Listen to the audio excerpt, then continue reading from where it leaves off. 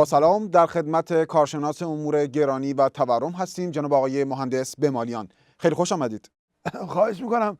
منم سلام میکنم خدمت شما و شنوندگان گرامیتون. در خدمتتون هستم. خب آقای کارشناس، به عنوان اولین سوال، به نظر شما اصلی ترین راهکار برای جلوگیری از این افزایش بی‌رویه قیمت گوشت و مرغ چیه؟ خب ما اخیراً از طریق یه سری تحقیقات خیلی علمی متوجه شدیم که خوردن گوشت خیلی سرطانزاست.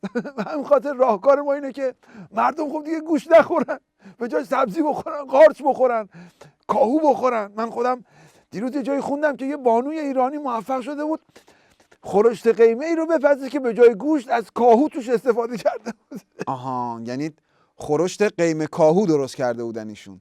ولی خب سبزیجات هم خیلی گرون شدن استاد. مثلا الان کاهو شده کیلویی 15000 تومان.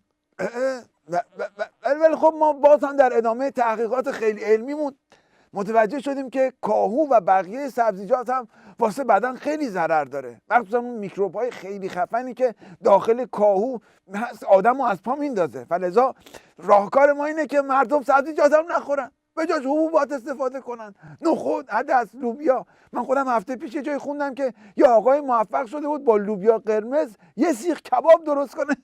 آها، پس لوبیا کوبیده درست کرده بودن. ولی الان یعنی در حال حاضر قیمت حبوبات هم خیلی نسبت به سال گذشته افزایش داشته، کمیاب هم هست، تو بازار خیلی سخت میشه نخود لوبیا پیدا کرد. 3 برابر قیمت پارسال. 3 برابر شده؟ راست جدی؟ خب ببینید، ما همین الان یهویی وسط تحقیقات خیلی علمیمون متوجه شدیم که حبوبات به شدت برای سلامت انسان خطرسازه، مخصوصا اون قدرت بادزاییش. حالا فلذا ما راهکار مبارزه با گرانیمون اینه که مردم دیگه خب حبوبات هم نخورن. اونم نخورن، گوشت نخورن، سبزیجات هم نخورن، حبوبات هم نخورن. پس چی بخورن دیگه؟ چیزی نمیمونه که بخورن. یعنی منظورتونه که مردم از این بعد باد هوا بخورن؟ نخیر، منظور بنده که این نبود. مردم باد هوا نباید بخورن. ما در طول همین تحقیقات خیلی خیلی علمیمون متوجه شدیم که ریزگردها و آلاینده هایی در هوا هست که اونم سرطانزاست.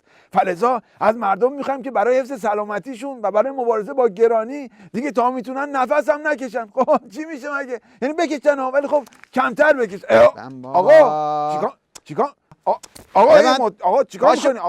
پاشو میگم پاشو. گرانی و تورم اینجوری بابا. آقا لطفا نکن.